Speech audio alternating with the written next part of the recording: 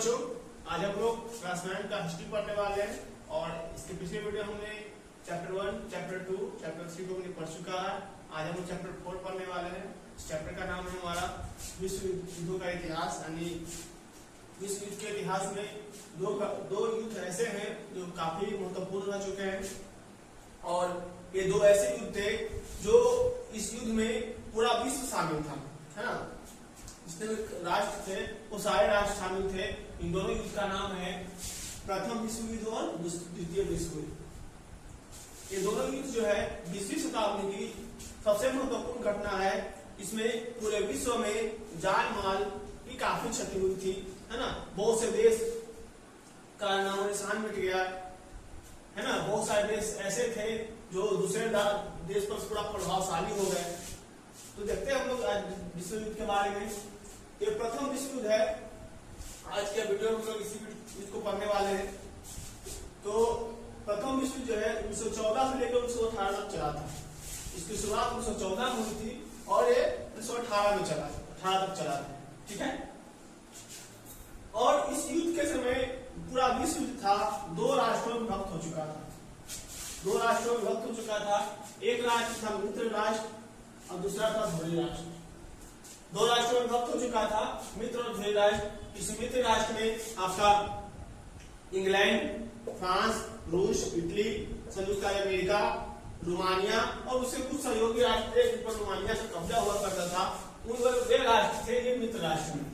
और ध्रुवीय राष्ट्र में जो क्या था, जर्मनी, ऑस्ट्रिया हंगरी, ऑस्ट्रिया और हंगरी एक साथ था, तुर्की थी, बुल्गारिया था, जापान, बहुत सारे ऐसे और भी देश थे जो इस युद्ध में शामिल थे। और ये युद्ध जो था विश्व में सबसे बड़ा युद्ध के नाम से जाना जाता है। चलिए हम लोग देखने वाले हैं प्रथम विश्व युद्ध के कारण। तो प्रथम विश्व युद्ध के बहुत सारे कारण थे इस युद्ध की शुरुआत होने की। देखते हम लोग पहला कारण यूरोपीय शक्ति संतुलन का बिगड़ना। यानी यूरोपीय शक्ति संतुलन कहने का मतलब है कि इसमें जर्मनी का एकीकरण हुआ था 1871 में। जब जर्मनी का एकीकरण नहीं हुआ था, एकीकरण के पहले जर्मनी का यूरोप पर कोई भी प्रभावशाली ऐसा कोई काम नहीं था, मतलब उसका कोई प्रभाव यूरोप पर नहीं था। लेकिन जब बिस्मार्क के नेतृत्व में जर्मनी का एकीकरण किया गया तो जर्मनी एक बहुत ही मजबूत राष्ट्र बन गया। यानी बहुत एक अच्छा राष्ट्र बन गया, मजबूत राष्ट्र बनकर उभरा। ये जो है ये क्या हो गया, इससे इंग्लैंड और फ्रांस को काफी तकलीफें होने लगी और ये इंग्लैंड और फ्रांस के लिए चुनौती बन गया। जिसके कारण प्रतिस्पर्धा करने के लिए लोग देश अपने अपने आगे बढ़ने लगे और एक दूसरे का प्रतिस्पर्धा करने लगे, दूसरे का मुकाबला करने लगे, ठीक है। और इसी मुकाबले के चलते क्या होगा, गुप्त संधियां और गुप्त गुटों का निर्माण करना। यानी कहने का मतलब है एक देश दूसरे देश को नीचा दिखाने के लिए, उसको कमजोर करने के लिए अन्य देशों के साथ गुप्त संधियां करने लगे। यानी ऐसी संधि करने लगे कि अगले देश को पता न चले, है ना। उसी दौरान जर्मनी के द्वारा इंग्लैंड और फ्रांस को चुनौती देने के लिए जर्मनी ने क्या किया, एक ऑस्ट्रिया हंगरी संधि द्वैत संधि किया 1879 में। जर्मनी के द्वारा क्या किया गया, ऑस्ट्रिया हंगरी द्वैत संधि, इसको द्वैत संधि के नाम से जाना जाता है। ये द्वैत संधि किया गया जर्मनी के द्वारा किसके साथ, ऑस्ट्रिया और हंगरी के साथ, ठीक है। फिर क्या हुआ, जर्मनी ने ही एक रूस के साथ मैत्री संधि की उसके बाद 1881 में और 1887 में। यानी रूस के साथ दो बार मैत्री संधि किया, मित्रता का हाथ बढ़ाया कि हमारे साथ मित्रता कर लो और हम दोनों आपस में मिलकर अगले देश का मुकाबला करेंगे। उस उद्देश्य से क्या किया, जर्मनी ने रूस के साथ मैत्री संधि किया 1881 में और 87 में, दो बार। फिर जर्मनी यहाँ पर भी नहीं रुका और आगे बढ़ने लगा और बढ़ते बढ़ते उसने क्या किया, इटली और ऑस्ट्रिया, एक ऑस्ट्रिया के साथ संधि कर चुका था द्वैत संधि, एक दोबारा 1882 में उसने क्या किया, इटली और ऑस्ट्रिया के साथ मैत्री संधि दोबारा किया, क्योंकि उसको अपनी शक्ति को बढ़ाना था। क्योंकि जब उसका एकीकरण नहीं हुआ था तो उसको बहुत ही दबाव था और उसको उसका बदला लेने के लिए अपने यूरोप में अपना प्रभुत्व स्थापित करने के लिए इसने मैत्री संधि करना शुरू किया था। और इसी दौरान इटली और ऑस्ट्रिया के साथ क्या किया, मैत्री संधि किया 1882 में। इस तरह से क्या हो गया, पूरा यूरोप एक त्रिकूट बन गया, यानी 3 गुटों में बन गया। एक 3 गुट संधि हुई, जैसे देखिए इसने जर्मनी, ऑस्ट्रिया, हंगरी, तो इसमें संधि किया था जर्मनी ने ऑस्ट्रिया हंगरी के साथ, और इटली। ये तीनों देश शामिल थे इस त्रिकूट संधि में, और तीनों देशों ने मिलकर संधि किया, जिसको त्रिकूट संधि के नाम से भी हम जानते हैं। उसके बाद क्या हो गया, अब रूस और फ्रांस द्वारा जर्मनी के विरुद्ध में द्विगुट संधि किया गया। यहाँ पर अब जर्मनी को चुनौती देने के लिए, यहाँ पर जर्मनी ने क्या किया था, इंग्लैंड और फ्रांस को चुनौती देने के लिए आपस में अन्य देशों के साथ संधि की थी, गुप्त संधि। लेकिन अब क्या हुआ, जर्मनी को चुनौती देने के लिए उसके विरुद्ध में रूस और फ्रांस द्वारा एक संधि किया गया, द्विगुट संधि, दोनों ने मिलकर एक संधि किया। उसके बाद इंग्लैंड और फ्रांस की संधि हुई, मैत्री संधि 1904 में, वो भी किसके विरोध में हुआ था, जर्मनी के विरोध में हुआ था। और इस संधि को क्या कहते हैं, सुंदर समझौता के नाम से भी हम लोग जानते हैं। उसके बाद 1907 में 4 साल बाद, 3 साल बाद, 1904 के 3 साल बाद इंग्लैंड और रूस ने भी संधि किया, आपस में एक मैत्री संधि किया जर्मनी के विरोध में। और इस तरह से एक और गुट का निर्माण हुआ। इस गुट में रूस, इंग्लैंड और फ्रांस शामिल थे। यानी कहने का मतलब था कि यूरोप जो है पूरे 2 राष्ट्रों में भक्त हो चुका था। 3 राष्ट्र अलग हो चुके हैं, जर्मनी, ऑस्ट्रिया, हंगरी, इटली, और दूसरा राष्ट्र थे वो तीनों ग्रुप बनके रूस, इंग्लैंड और फ्रांस 2 ग्रुप में निर्माण हो चुके थे। यह भी एक महत्वपूर्ण कारण है प्रथम विश्व युद्ध होने का, क्योंकि दोनों ग्रुप जो थे आपस में विरोधी थे और दोनों को एक दूसरे को नीचा दिखाना चाहते थे। फिर आपका है तीसरा नंबर, जर्मनी और फ्रांस की शत्रुता। तो जब जर्मनी द्वारा क्या किया गया था, फ्रांस के क्षेत्रों में उनके लोग काफी क्षति पहुंचाई गई थी, तो फ्रांस ने इसका बदला लेने के लिए बहुत सारे कार्य किए थे। और जर्मनी का इसमें एकीकरण किया था बिस्मार्क, उसके द्वारा क्या किया गया था, एक अल्सेन लॉरेन नाम का क्षेत्र था, तो काफी घनी प्रदेश था, उस पर अधिकार कर लिया गया था, और जिसके द्वारा फ्रांस से विरोध होने लगा। और फ्रांस की जनता जो है जर्मनी से काफी नाराज थी, है ना। तो ये भी एक कारण था, जर्मनी और फ्रांस की शत्रुता जो उसका विश्व युद्ध का बहुत ही महत्वपूर्ण कारण था। आगे हम देखते हैं सैन्यवाद। तो सैन्यवाद में अपने साम्राज्य का विस्तार करने के लिए जितने भी देश थे यूरोप के, सभी ने सैन्यवाद का सहारा लिया, अपनी सेनाएं बढ़ाने लगा, नए नए तकनीकों का यूज करने लगा, और नए नए हथियार बनाने लगे कि आने वाले समय में अगर हमको किसी देश पर चढ़ाई करना हो या उस पर आक्रमण करना हो, तो अपने को मजबूत कर करके हम क्या करेंगे, उस पर चढ़ाई करेंगे। और जिसके द्वारा यूरोप के जितने भी राष्ट्र थे उनके द्वारा अपनी सुरक्षा और अपने विस्तारवाद नीति के लिए नए नए यंत्रों का खोज किया जाने लगा, और नए नए आविष्कार किए गए, नए नए शस्त्र बनाए गए, और सैन्य व्यवस्था पर ज्यादा पैसा खर्च किया, सेना बनाने का काम किया जाने लगा, है ना। उसी तरह जर्मनी और फ्रांस जैसे जो बड़े बड़े देश थे, शक्तिशाली देश थे, वो क्या करने लगे, जितने लोग पैसा कमाते थे उनके कहते हैं उसका देश का जितना बजट था उसका 85% पैसा वो सैन्य व्यवस्था पर खर्च करने लगे। यानी कहने का मतलब है वो विश्व युद्ध की तरफ बहुत तेजी से आगे बढ़ रहे थे। जिस तरह से अपने सेना का विस्तार कर रहे थे, वो विश्व युद्ध की तरफ काफी तेजी से आगे बढ़ रहे थे।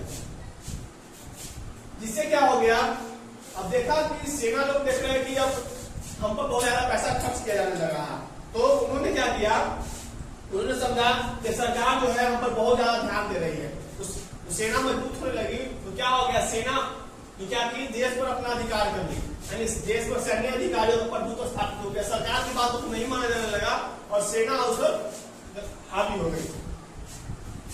इस तरह से क्या हो गया, यूरोप के हर एक देश में इसी तरह की घटनाएं घटने लगी, जिससे क्या होगा, पूरा यूरोप एक बारूद का ढेर बन गया। कहने का मतलब है कि जितने भी देश थे उस पर सेनाओं का अधिकार हो गया। अब सरकार का अधिकार न करके सेनाओं का अधिकार हो गया, जो एक बारूद का ढेर बन गया। और ये बम के रूप में 1914 में फटा, जो प्रथम विश्व युद्ध की घटना घटी।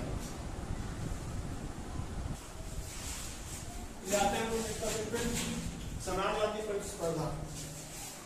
समाजवादी प्रतिस्पर्धा प्रथम विश्व युद्ध का एक प्रमुख कारण मान सकते हैं इसको, क्योंकि जब औद्योगिकरण हुआ, औद्योगिकरण में सामान को तैयार करने के लिए कच्चे माल की और सामान की खपत करवाने के लिए बाजार की आवश्यकता थी, ठीक है, जिससे जो प्रमुख देश जैसे फ्रांस, रूस, इंग्लैंड, ये सब जो देश थे वो एशिया के लगभग अधिकतर देशों पर अपना कब्जा जमा चुके थे, ठीक है, और यूरोप के भी कुछ कुछ देशों पर इनका कब्जा हो चुका था।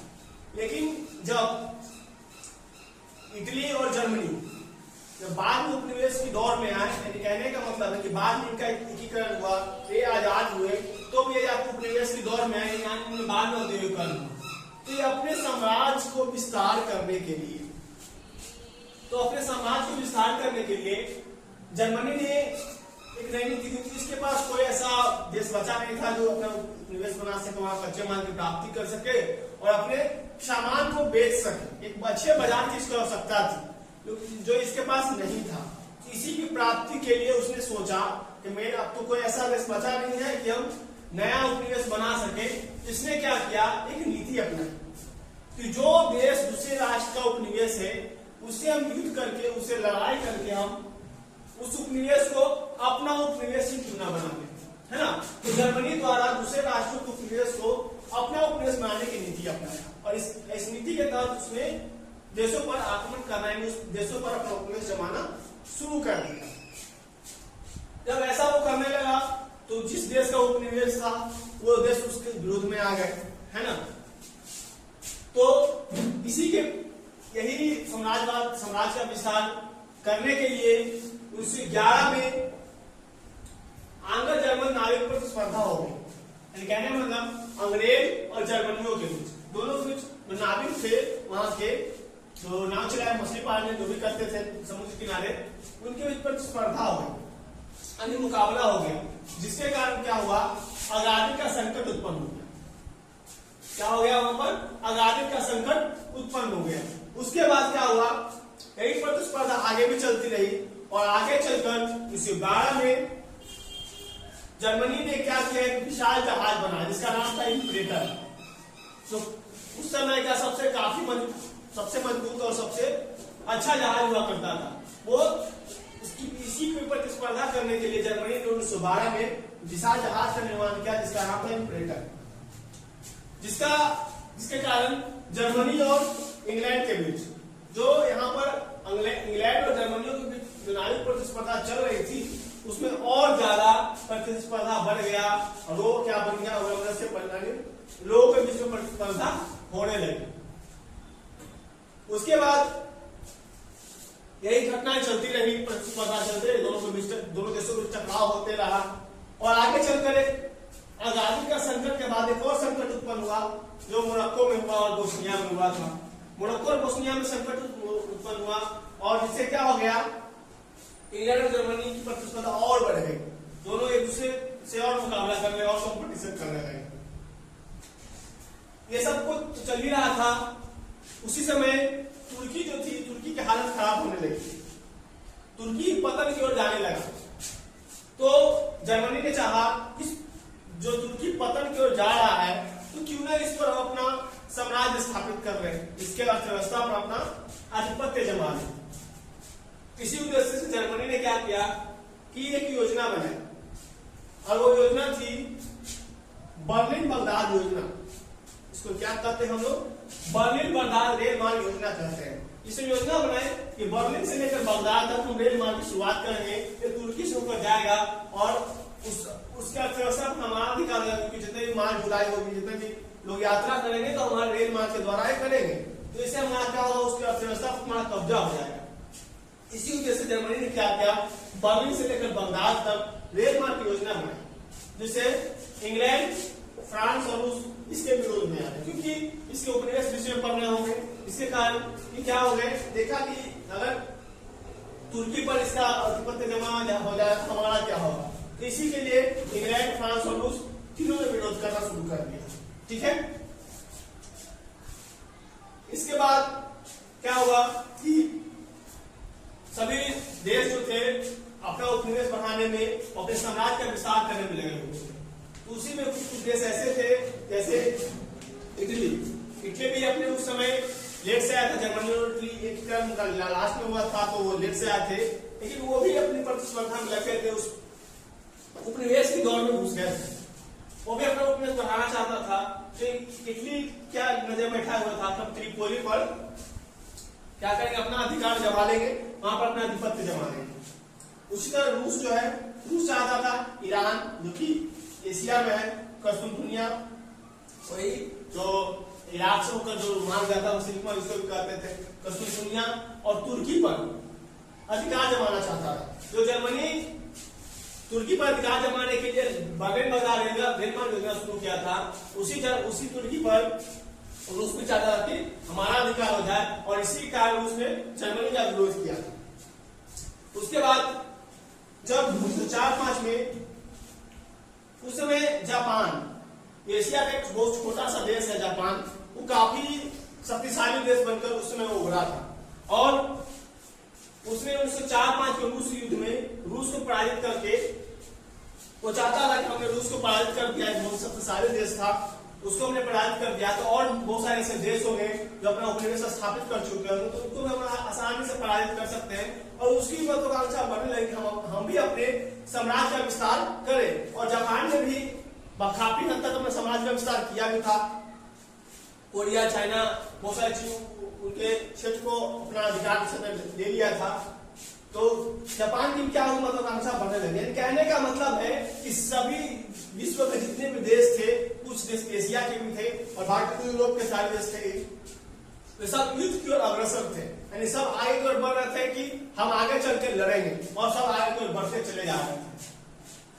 और इसी दौरान जापान को देखकर इंग्लैंड भी घबरा गया और सोचा कि मेरा जो इतना बड़ा विश्व बाजार है, जो मेरा व्यापार है, अगर जापान इस तरह से बढ़ेगा या कोई भी देश अगर बढ़ेगा तो हमारे विश्व बाजार का नाश हो जाएगा, हमसे वो छीन लेगा, और जो मेरा विश्व में इतना बड़ा समाज फैल गया है, तो इसकी सुरक्षा करने के लिए हमें कुछ करना चाहिए। तो इसकी सुरक्षा करने के लिए उसने क्या किया, किसी भी राष्ट्र को उसकी शक्ति को बढ़ने देना नहीं चाहते थे। जानता था कि अगर किसी राष्ट्र की शक्ति हमसे ज्यादा बढ़ जाएगी वो हम पर अधिकार कर देगा, जिसके कारण वो किसी राष्ट्र की शक्ति नहीं बढ़ने देना नहीं चाहते थे।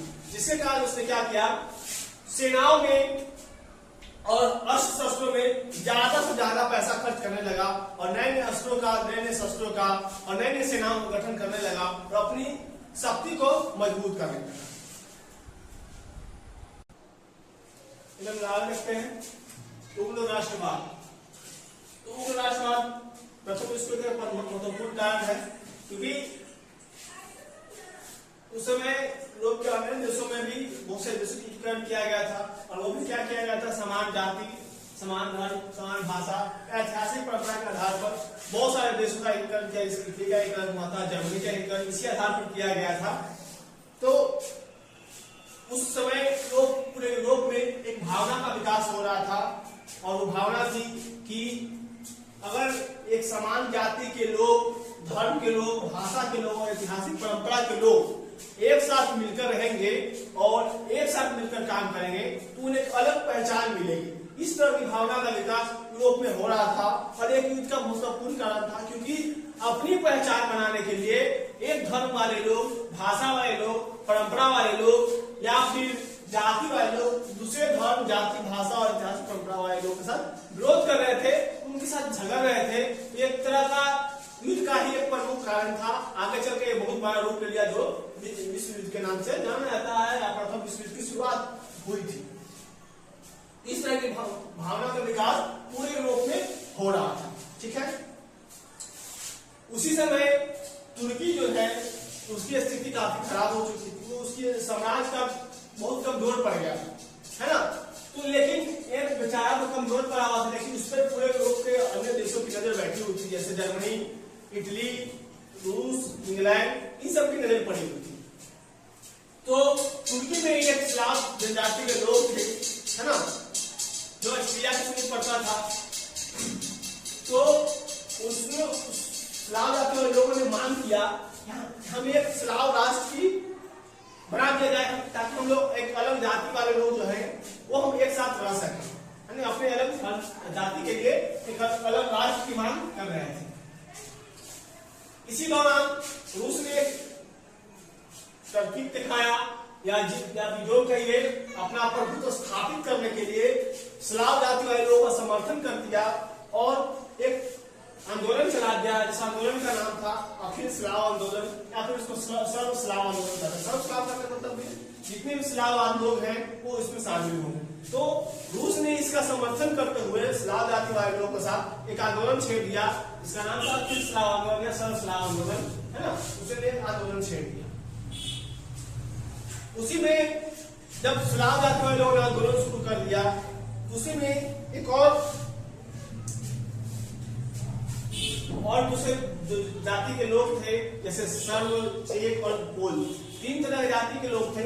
इन लोगों ने कहा कि हमें भी स्वतंत्रता चाहिए, हमें एक अलग राज्य बना दिया जाए ताकि हम अलग एक जाति वाले लोग एक जगह रह सकें। इन्होंने भी क्या कर दिया, एक अलग राष्ट्र की मांग कर दी, जिसको हम लोग कहते हैं सर्व जर्मन बाद आंदोलन के नाम से इसे जानते हैं हम लोग।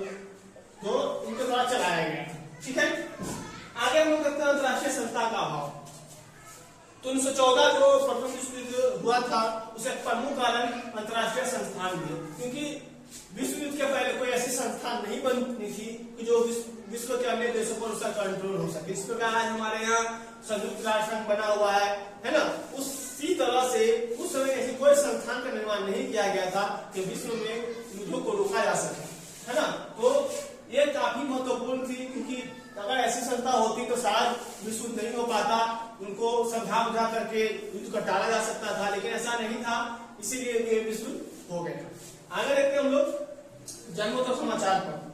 तो जनमत समाचार पत्र में क्या था कि जनमत यानी बहुत से पढ़े लिखे लोग, वास्तुकार, लेखक, वकील, बहुत सारे ऐसे लोग जो थे, तो जाति वाले लोगों का समर्थन करते थे। हम जो जिस जाति को उस जाति का समर्थन करते थे और दूसरे लोगों के बारे में क्या अफवाह फैलाते थे। समाचार पत्रों के द्वारा भी यही किया जा रहा था, जिससे क्या हो गया, अफवाह के कारण उनके विरुद्ध घृणा की भावना उत्पन्न होने लगी, एक दूसरे के प्रति घृणा की भावना उत्पन्न होने लगी, जिसके कारण पूरे यूरोप में आतंक का माहौल बन गया। लोग एक दूसरे को घृणा के भाव से देखने लगे, एक जाति वाले दूसरे जाति को, एक धर्म वाले दूसरे धर्म को, है ना, एक भाषा वाले लोग दूसरे भाषा वाले लोगों को, एक परंपरा वाले लोग दूसरे परंपरा वाले लोगों को घृणा की भावना से देखने लगे कि आपस में लड़ने लगे, जिसके कारण क्या हो गया, पूरे यूरोप में आतंक का माहौल बन गया और लोग एक दूसरे के प्रति दुश्मन बन गए और युद्ध का कारण, एक प्रमुख कारण ये हो गया। आगे रखते हैं तत्कालीन कारण। ये काफी महत्वपूर्ण कारण है तत्कालीन कारण। ये सब तो घटनाएं घट रही थी, आने वाले समय में कब युद्ध हो जाएगा कोई पता नहीं था, लेकिन एक ऐसी घटना घटी जो इस डेट को फिक्स कर दिया कि इस दिन वो युद्ध हो गया। वो तत्कालीन कारण क्या था, वो ऑस्ट्रिया के युवराज archduke Francis de Ferdinand, Austria के राजकुमार थे, इनकी हत्या कर दी गई थी बोस्निया की राजधानी सेरेजोवा में, है ना। और 28 जून 1914 को इसका जो हत्या किया गया था, काला हाथ नाम का आतंकी संगठन था जिसके द्वारा इनकी हत्या की गई थी। और उनके साथ उनकी हत्या तो की गई थी, साथ साथ उनकी पत्नी जो थी उनको भी गोली मारकर हत्या की गई थी। इससे क्या हो गया, पूरे यूरोप में एक बहुत ही शोक की भावना आ गई, क्योंकि किसी देश के राजकुमार और उनकी पत्नी की हत्या की गई थी, तो ये बहुत ही घटना अच्छी नहीं थी। तो ऑस्ट्रिया इससे काफी नाराज था और ऑस्ट्रिया ने इसका पूरा श्रेय सर्बिया को दिया कि सर्बिया ने ही ऐसी घटना घटवाई है ना। और सर्बिया को धमकी दिया ऑस्ट्रिया ने कि अगर 48 घंटे के अंदर इसका स्पष्टीकरण दो कि ये हत्या कैसे हुआ, कि कौन किया है, तुम स्पष्टीकरण दो, और नहीं ऐसा करते हो तो जो तुम्हारे यहाँ काला हाथ आतंकी संगठन है उसका सफाया करो, नहीं तो हम क्या करेंगे, तुम पर आक्रमण करेंगे।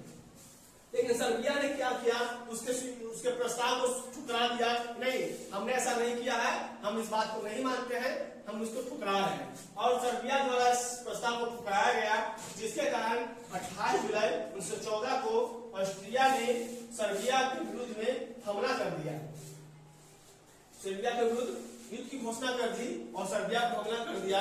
और इसी के साथ और इसके जो निकटवर्ती देश जैसे सर्बिया के जो मित्र देश थे वो और ऑस्ट्रिया के मित्र देश थे वो और सर्बिया के जो मित्र देश थे वो सारे आपस में मिलकर लड़ने लगे। और इस तरह से 1914 में क्या हो गया, प्रथम विश्व की शुरुआत हो गई। 28 जुलाई 1914 में क्या हो गया, उस दिन से प्रथम विश्व युद्ध की शुरुआत हो गई। यही हमारे प्रथम विश्व युद्ध के सारे कारण थे। आगे हम लोग पढ़ेंगे अगले वीडियो में। तब तक धन्यवाद। जय हिंद।